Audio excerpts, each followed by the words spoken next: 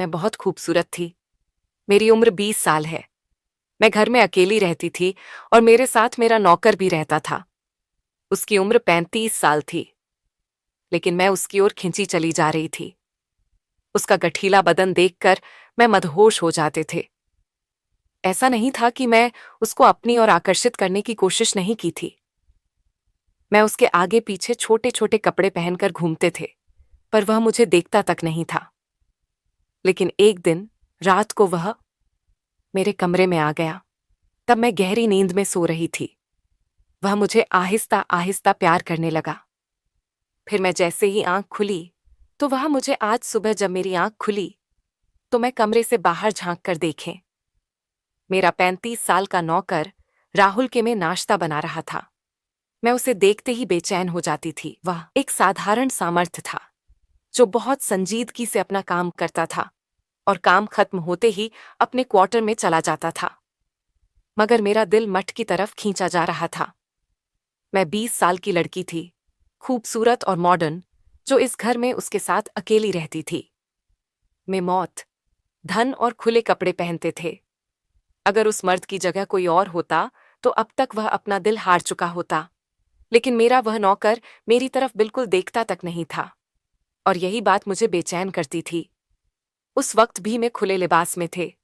मैंने कपड़े बदलने की कोशिश नहीं की और उसे कपड़े में किचन में पहुंच गए। मैं जितना भी उसे अपनी तरफ आकर्षित करने की कोशिश करती, वो मुझ पर ध्यान नहीं देता था। इतने बड़े घर में मेरे और उसके अलावा और कोई नहीं था। मेरी माँ 7 साल पहले गुजर चुकी थी और पापा कुछ ही समय पहले मलेशिया जा चुके थे। जाने से पहले मेरे पिता ने एक 35 साला मर्द को घर पे नौकर के तौर पर रख लिया था। मैं सारा दिन इस नौकर के साथ घर पर अकेली रहती थी। कुछ समय बिताए और मैं उस नौकर को अपने इर्द गिर्द रहने के कारण उसकी तरफ और आकर्षित हो गई। मुझ जैसे हसीन और कम उम्र लड़की को अकेला पाकर भी वह मुझ पर ध्यान नहीं देता था। मैंने उसे अपनी तरफ आकर्षित करने की जितनी भी कोशिश की, हर बार नाकाम रही। आज फिर मैं जानबूझकर ऐसे कपड़े पहनकर उसके सामने गई और उससे कहा कि मुझे नाश्ता बनाकर जल्दी से दो। एक नज़र मुझे देखकर उसने नजरें झुका लीं और वह बोला कि मैं आपके लिए नाश्ता ही तैयार कर रहा था। उसके इतने शरीफ होने पर मुझे गुस्सा आने लगा। फिर अचानक मुझे ख्याल आया कि मैं हर बार तब उसके सामने जाती हूँ जब वह किसी न किसी काम में बिजी होता है और वह मुझे नजरअंदाज करके अपने काम में वापस लग जाता है। मैं उसे खाली समय में अपने सामने लाना चाहती थी। एक शैतानी ख्याल आते ही मैं मुस्कुराई और उससे बोली कि नाश्ता मेरे कमरे में लाभ देना। मेरी तबीयत ठीक नहीं है। मेरी बात पर वह रुक गया, क्योंकि आज तक हम घर पर अकेले रहते थे, लेकिन वह कभी नाश्ता मेरे कमरे में नहीं लाया था। लेकिन आज मैंने उसे अपने कमरे में बुला लिया था। कमरे में जाते हुए मैं यही सोच रहे थे कि वह मठ चाहे जितना भी दिल का मजबूत हो, मुझे हसीन लड़की को नजरअंदाज नहीं कर पाएगा। कमरे में जाकर मैं सोफे पर थोड़ा अलग अंदाज में बैठ गए। कुछ देर बाद उसने दरवाजे पर दस्तक दी। मैंने उसे अंदर आने को कहा। वह चक्कर कमरे में दाखिल हुआ और नाश्ता मेरे सामने रखकर जाने लगा। लेकिन मैंने उसे रोक लिया और उससे बोली कि तुम्हें काम करने में कोई परेशानी तो नहीं होती? अगर तुम अकेले काम करके थक जाते हो, तो मैं किसी और नौकर का इंतजाम कर सकते हो। मैंने जानबूझकर उससे बात करने के लिए रोका था, ताकि वह मुझ पर ध्यान दे। वह हाथ बांधे, सर झुकाकर मेरे सामने खड़ा हो गया और बोला कि मेरा इतना काम नहीं होता। हम घर में किसी भी दूसरे नौकर को नहीं रख सकते। आपके पिता ने जाने से पहले सत्य से मना किया है उसकी बात पर। हैरान होकर मैंने पूछा कि एक बात मुझे अब तक हैरान करती है, क्या तुम मेरी उलझन दूर कर सकते हो? मैं मेरे सवाल पर सवालिया नजरों से मुझे देखने लगा। मैंने कहा कि मेरे पिता ने मुझे हमेशा आज़ादी की जिंदगी दी है, मगर इतनी आज़ादी की मैं सोच भी नहीं सकते थे। मेरे पिता मुझ जैसे जवान और कम उम्र लड़की को अकेला इस घर में तुम्हारे साथ करके चले गए। उन्हें किसी नौकर पर कभी भरोसा नहीं था। तो फिर तुम में ऐसी क्या बात है कि वह तुम पर भरोसा करके? मेरे सवाल पर कुछ देर वो खामोश रहा, फिर गंभीरता से बोला कि ये तो आपके पिता ही बता सकते हैं। मेरा काम है आपकी हिफाजत करना और घर की देखभाल करना, और मैं वही कर रहा हूँ। अगर आपको मुझसे कोई शिकायत है तो आप मुझे बता सकते हैं। और यह कहकर वो जानने की कोशिश करने लगा। अचानक मैंने कहा कि मुझे तुमसे बहुत शिकायतें हैं। मेरी बात पर वह थोड़ा परेशान हो गया। हर वक्त उसकी उम्र का लिहाज किए बिना उस पर हावी रहते थे, इसलिए वे मेरी बात पर परेशान हो गया था। उसे लगा कि मैं उसके काम से खुश नहीं हूं, जबकि मैं कुछ और ही सोच रहे थे। वह परेशानी से बोला कि क्या शिकायत है। मैं तो पूरी कोशिश करता हूं कि आपको किसी चीज की कमी महसूस न हो।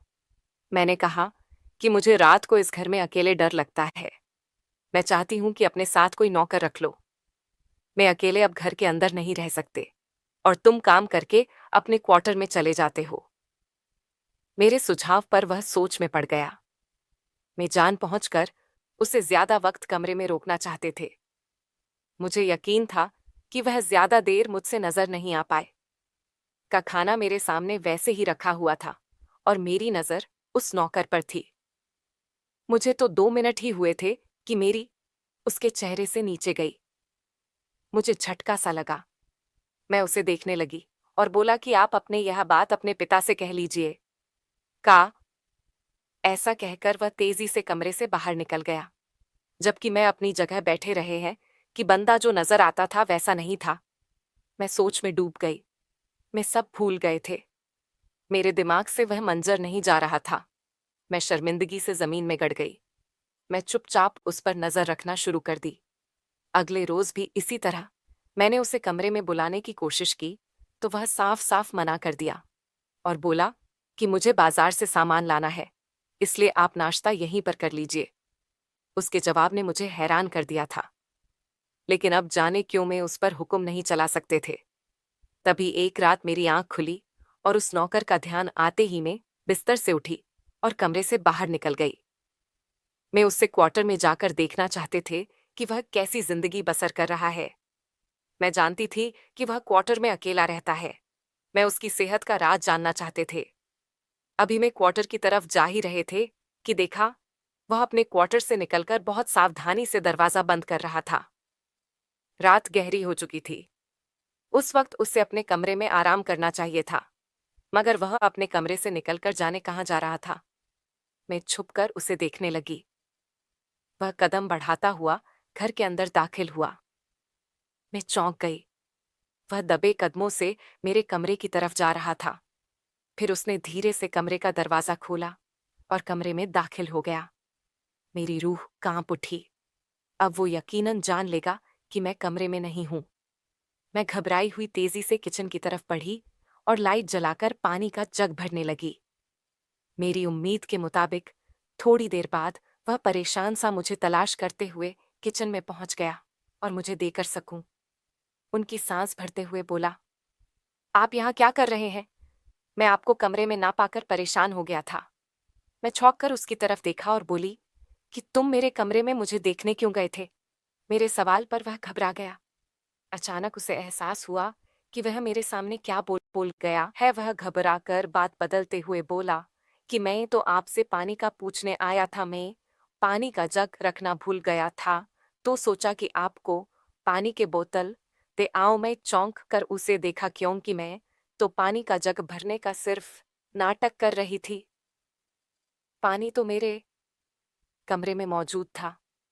मुझे उस पर शक होने लगा। वह खामोशी से अपने क्वार्टर की तरफ चला गया। मैं भी अपने कमरे में चली गई और दरवाजा बंद करके उसके बारे में सोचती रही। आज से पहले मैंने उसे सिर्फ मेहनत से घर का काम करते हुए देखा था। वह दिन में भी मेरे मेरे में कभी दाखिल नहीं हुआ था। मैं अपने की सफाई भी खुद करती थी। मैं देर रात के वक्त उसे अपने कमरे में देखने के कारण समझ नहीं पाई थी। उसने मुझे देख लिया था, इसलिए अब और भी ज्यादा सावधान हो गया था। अगले रोज उसने साफ साफ कह दिया कि वह अब मेरे कमरे में नहीं आएगा। लेकिन मैं यह जान गई थी कि रातों को वह मेरे कमरे में आता था। मेरे दरवाजे की कुंडी भी टूटी हुई थी। अब मुझे उसका असल चेहरा नजर आ रहा था। वे हर वक्त शरीफ नजर आने वाला मठ रातों को क्या करता था, ये मुझे समझ में आ गया था। मैं मन ही मन उस पर हंसने लगी। मैंने सोचा कि वह रातों को जरूर मेरे कमरे में आकर मुझे देखता होगा। मेरे लिए यह जानना भी जरूरी हो गया था कि आखिर वह मर्द रातों को मेरे कमरे में आकर क्या करता था। मैं अक्सर सोने का नाटक करने लगी, कई रातें ऐसे ही बेटी। फिर एक रात उसने मेरे कमरे में आकर मेरी चादर उठा दी। मैंने देखा वह ध्यान से मुझे देख रहा था। मेरी आंख बंद थी। थोड़ी देर तक वह मुझे देखता रहा, फिर मेरी चादर मुझे धीरे से और हार्डी और खामोशी से कमरे से बाहर चला गया। मैं सोच में पड़ गए कि आखिर वह मुझे देखकर क्यों जाता है। अब मैं ये जानने की ठान ली थी कि कहीं वह मुझ पर बुरी नजर तो नहीं डाल रहा था। इसके बाद कई रातें ऐसे ही बेटी और वो रात को कमरे में आकर मुझे ध्यान से देखता रहता। एक रात मैंने सोने का नाटक किया। उस रात वह धीरे धीरे मेरे और नजदीक आया। मैं बेताबी से उसकी हरकत देख रही थी। वे बड़ी देर तक मुझे देखता रहा। अचानक उसने मेरा हाथ अपने हाथ में लिया और मेरी उंगलियों को सहलाने लगा। मैं हैरान रह गई। मैंने सोचा कि अब उसके चेहरे का नकाब को पड़ेगा। तभी उसने मेरा हाथ छोड़ दिया और गहरी सांस लेकर मेरे सिरहाने बैठ गया। उसकी इस हरकत पर मेरा दिल पिघलने लगा। वह किसी और मकसद से नहीं, बल्कि सच्चे दिल से मेरे करीब आना चाहता था। मैंने अचानक आंखें खोली और उसे देखते हुए कहा कि तुम मुझसे डरते क्यों हो।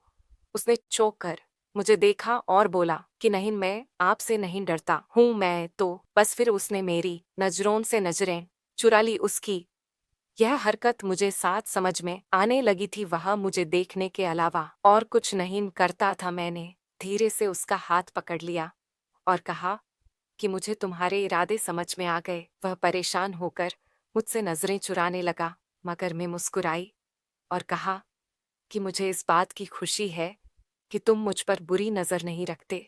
उसके चेहरे पर हैरानी और राहत का मिला जुला एहसास था। इस तरह मैंने अपने अकेलेपन के दिनों में उसके साथ अपनी जिंदगी बिताने का फैसला कर लिया। दोस्तों, कहानी पसंद आई हो तो लाइक, शेयर और चैनल को सब्सक्राइब जरूर करें। फिर मिलेंगे एक नई दिलचस्प कहानी में। धन्यवाद।